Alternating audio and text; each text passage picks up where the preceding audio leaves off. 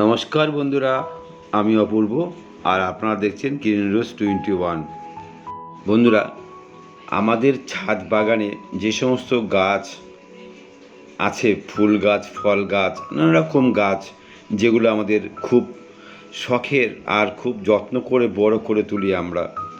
আর সেই সমস্ত গাছে নানা রকম কীটপতঙ্গ বাসা করে, আর সেই কীটপতঙ্গ দূর করতে গিয়ে আমাদের কীটনাশক ব্যবহার করতে হয়। কিন্তু আমরা এটা জানি যে যদি আমরা ঘন ঘন কীটনাশক ব্যবহার করি, তাহলে আমাদের গাছের বৃদ্ধি বিকাশের একটু অসুবিধা হয়, গাছের ক্ষতি হয়। তা আজকে সেরকমই একটা কীটনাশক দূর করতে গিয়ে আমাদের কালঘাম ছোটে, সেটা হচ্ছে দই পোকা বা মিলিবাগ। আর এই সাদামাছিও বলে অনেকে, কিন্তু আজকের এই যে দই পোকা থাকলে গাছের কি হয়, গাছের যে রস বা পাতার যে রস সেগুলো চুষে খায় আর গাছের বিরাট ক্ষতি করে দেয়। তা আজকে আমরা এমনই একটা উপাদান ব্যবহার করব যাতে গাছের কোনো ক্ষতি হবে না, আর গাছের যে দই পোকা আছে সেটা এক চুটকিতেই সেই দই পোকা চলে যাবে। তা কীভাবে ব্যবহার করব সেই সমস্ত নিয়ে আলোচনা করব। পাশাপাশি এটাও আলোচনা করব, এই যে বর্ষা হচ্ছে এখন, এই বর্ষায় আমরা গাছের কোনো তরল সার ব্যবহার করব না, তাহলে গাছের মাটিতে কীরকম সার ব্যবহার করব সেই সমস্ত নিয়েও আলোচনা থাকবে আজকের এই ভিডিওতে।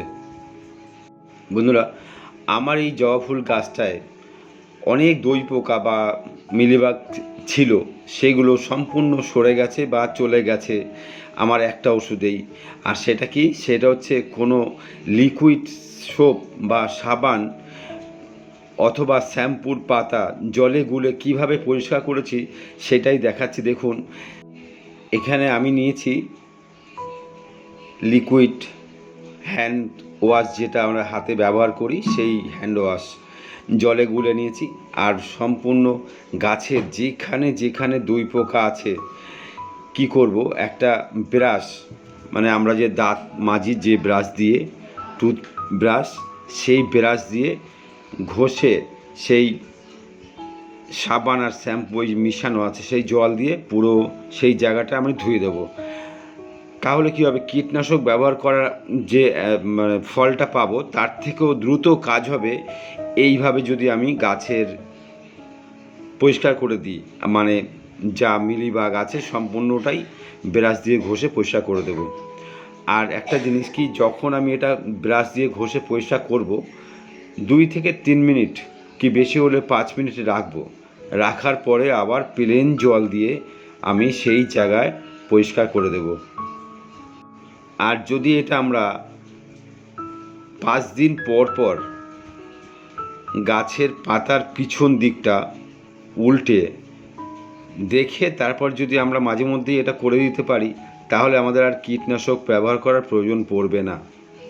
বন্ধুরা, এই প্রসঙ্গে একটা কথা বলছি, আমরা কোন গাছে কখন সাদামাছি লেগেছে বা দই পোকা লেগেছে বুঝবো কী করে? বোঝার একটাই উপায় হচ্ছে, গাছের পাতায় যখন আমরা দেখব যে পিঁপড়ে ওঠানামা করছে, তখনই ভাববো যে গাছে কোনো পোকা লেগেছে।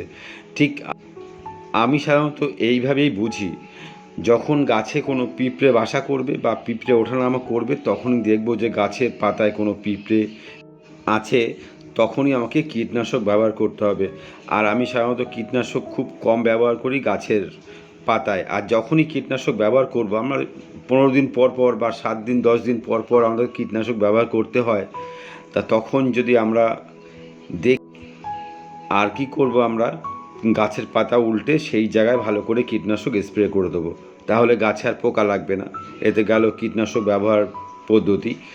আর একটা হচ্ছে যে এই বর্ষায় এখন কিন্তু আমরা কি করব, কোনো লিকুইড তরল সার গাছের পাতায় ব্যবহার করব না, অথবা খোল ভিজিয়ে যে আমরা মাটিতে ব্যবহার করি সেটাও ব্যবহার করব না।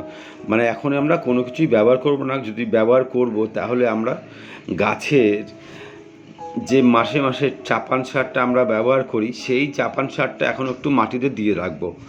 আর সেই চাপান সার দেওয়ার পরে জল দেওয়ার কোনো প্রয়োজন নেই, কারণ জল তো এখন বৃষ্টি হচ্ছেই। তাই জলও দেব না, শুধু চাপান সার যে গাছে নেই সেই গাছের মাটিতে একটু দিয়ে রাখবো। তাহলেই এই সময় বর্ষার সময় অন্য কোনো সার দেওয়ার প্রয়োজন পড়বে না। আর এই বর্ষার সময় আর একটা জিনিস ব্যবহার করতে হবে, সেটা হচ্ছে যখন দেখব আমরা বৃষ্টি থেমে গেছে, দুদিন বৃষ্টি হয়েছে তারপরে বৃষ্টি থেমে গেছে, তখন আমরা কি করব, ফাঙ্গিসাইড কিন্তু আমাদের গাছের মাটিতে অথবা গাছের পাতায় তখন কিন্তু ব্যবহার করতে হবে।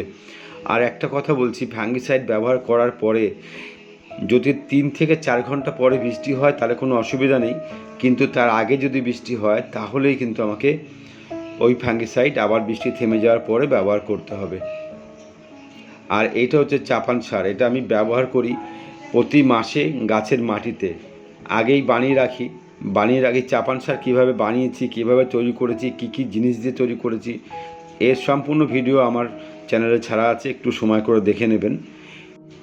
আর আমার এই নীলকণ্ঠ গাছ এরকম যে গাছের মাটিতে কোনো সার ছিল না, তাই আমি একটু চাপান সার ব্যবহার করেছি। যদি গাছের মাটিতে চাপান সার ব্যবহার না করে থাকি বা দেওয়া হয়নি এরকম হতে পারে, তাহলে এই বর্ষার সময় শুধুমাত্র 2 মুঠো চাপান সার একটা 10 ইঞ্চি টপের মাটিতে ব্যবহার করতে হবে। এছাড়া অন্য কোনো সমস্যা হলে আমাকে গাছের বিষয়ে কমেন্ট করে জানাবেন, তার উত্তর দেব আমি।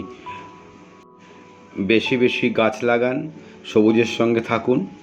আজকে বন্ধুরা এই পর্যন্তই, আবার কথা হবে নতুন কোনো ভিডিওতে। নমস্কার, ভালো থাকবেন।